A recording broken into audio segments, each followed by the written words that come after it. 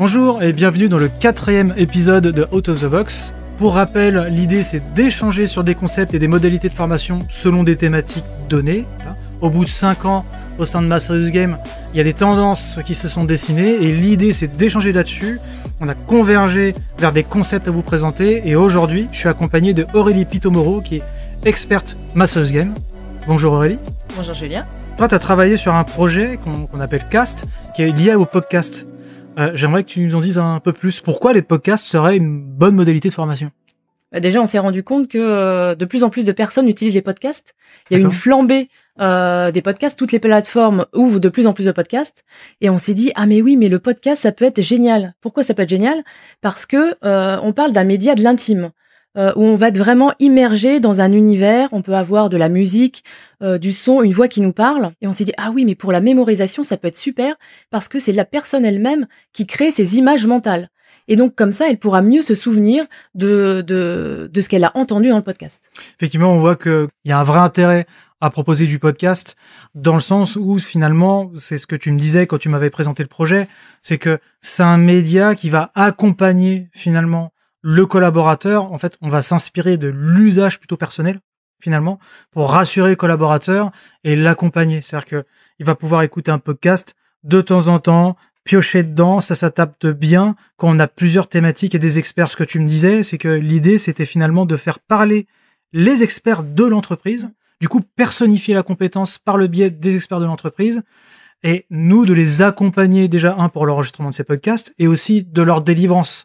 Parce que même si on peut délivrer un podcast par le biais d'un mail, d'une newsletter, là, l'idée de Cast, c'est qu'on propose aussi une plateforme privée, c'est un site web pour vulgariser, dans lequel il y a ces podcasts, et finalement, c'est trié par thématique. Comment ça se passe exactement ? On a eu beaucoup de choses sur la cybersécurité. Oui, on peut créer une émission sur la sensibilisation avec un expert, quelqu'un de la direction de la sécurité. Ça peut être de la sensibilisation, mais ça peut être aussi sur une vraie expertise métier. Tout le monde peut aller picorer aussi sur des thématiques, parce que c'est ça aussi, c'est le podcast. Un des intérêts, c'est quand même la liberté qu'il accorde. On l'écoute en transit souvent, dans ces petits moments un petit peu de perte de temps, et on n'a pas l'impression de suivre une formation où je suis obligée de me connecter, il y a une évaluation. Non, là, l'apprenant, le collaborateur, il va être acteur. Il va dire, bah tiens, là, je vais aller regarder ça, c'est intéressant. D'accord. Je suis une émission, et c'est moi-même qui vais avoir l'élan de suivre la formation. Donc, si je résume, finalement, je reprends cette expression, on est un peu sur le Spotify, finalement, de la formation, dans lequel je vais pouvoir m'y connecter. J'ai une série de podcasts qui sont réalisés par les collaborateurs internes à mon entreprise et accompagnés par Ma Serious Game, parce qu'on s'occupe aussi de l'enregistrement, des tournages, etc., de tout ce qui est partie production. Il y a des thématiques, je peux les chercher, voilà, et finalement, je pioche petit à petit, voilà, ce que je vais écouter. Ça peut être de la culture d'entreprise, ça peut être de la sensibilisation, de la formation produit, etc. C'est une autre manière, au-delà du digital learning, finalement, de délivrer de la formation. Ouais. J'ai vu qu'on avait finalement un projet où là, vraiment, le partage d'images, par contre, aurait toute son importance. D'ailleurs, c'est un projet qu'on a déployé chez Bouygues. J'aimerais que tu m'en parles un peu plus. C'est les collaborateurs directement qui montrent des gestes métiers en vidéo et qui les partagent sur une plateforme. Oui, tout à fait. On avait fait ça avec Bouygues Énergie. Il y avait eu un fort succès parce qu'à chaque fois aussi que nous, on réfléchit à une application, on regarde aussi ce qui se passe dans la société, les usages. De la même manière que le podcast s'inscrit dans un usage du mobile il y a quelque temps avec Bouygues Energy Service, on se rendait compte qu'on est aussi dans un mode collaboratif, participatif. Faire participer les gens à créer du contenu eux-mêmes. Oui, l'idée, c'était vraiment de partager des gestes métiers, que ce soit par exemple chez des commerciaux ou dans les métiers un peu plus techniques, où c'est peut-être le BTP ou l'utilisation d'une machine. Le collaborateur, l'expert, ou même le formateur expert, peut se filmer, peut partager finalement ce contenu dans une plateforme interne à l'entreprise et sécurisée. Et tous les collaborateurs peuvent retrouver ce contenu par le biais de tags, de mots-clés. Je prends le cas d'une machine en particulier. En tapant le nom de la machine, je vais finalement voir ressortir le contenu vidéo de mon collaborateur, mon manager que je connais, et je vais pouvoir commenter, peut-être alimenter aussi ce contenu et le liker aussi.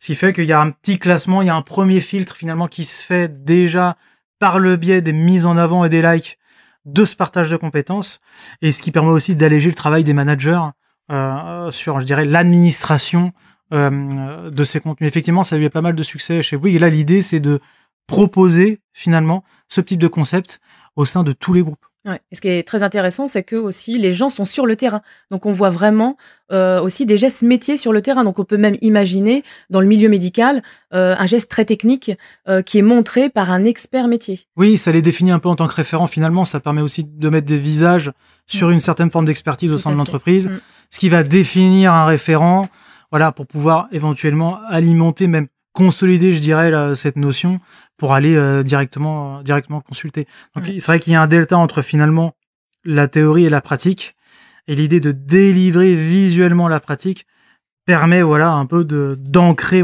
cette connaissance et de la personnifier. Et ça implique aussi ceux qui vont faire les vidéos et ceux qui vont les regarder. Oui, effectivement. Il s'inscrit aussi dans le do it yourself. Ah oui, avec un peu l'émergence des tutos sur YouTube, etc., des partages de connaissances. Ouais. Et on se rend compte aussi que les gens aussi sont contents aussi de partager, de faire la formation. Par exemple, chez Bouygues Energy Service, ce sont des compagnons, ils sont sur le terrain, et ils sont pas forcément sollicités. Et là, ça les implique, ça les met en avant. D'ailleurs, ça avait tellement bien marché qu'il y avait eu aussi une remise de prix, un petit peu comme au cinéma, sur les meilleures vidéos. Vrai, ouais. Et ce qui est très intéressant, c'est que l'application qu'on propose, elle est très simple d'utilisation, on se filme et très facilement, à l'aide de tags, on peut rajouter un mot-clé pour vraiment expliquer des choses plus techniques. Il y a une flèche, tiens là d'abord on fait ça, après on fait ça. Le but c'est vraiment de faciliter pour des gens qui sont pas forcément habitués à des applications, une mise en œuvre rapide.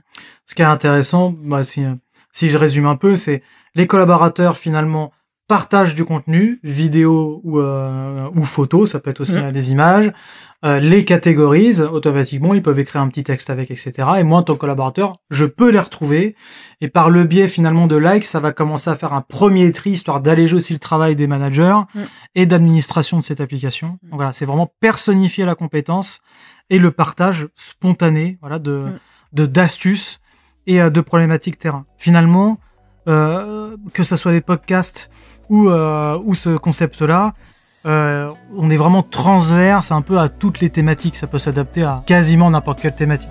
Écoute Aurélie, merci. De rien, Julien. N'hésitez pas à retrouver des informations supplémentaires sur le site de Ma Serious Game par le lien qui s'affiche en bas de l'écran. Je vous invite aussi à vous inscrire au webinaire qui aura lieu le 9 juillet, dans lequel on sera encore accompagné d'autres intervenants pour échanger ensemble en direct sur tous ces concepts et sur les problématiques métiers.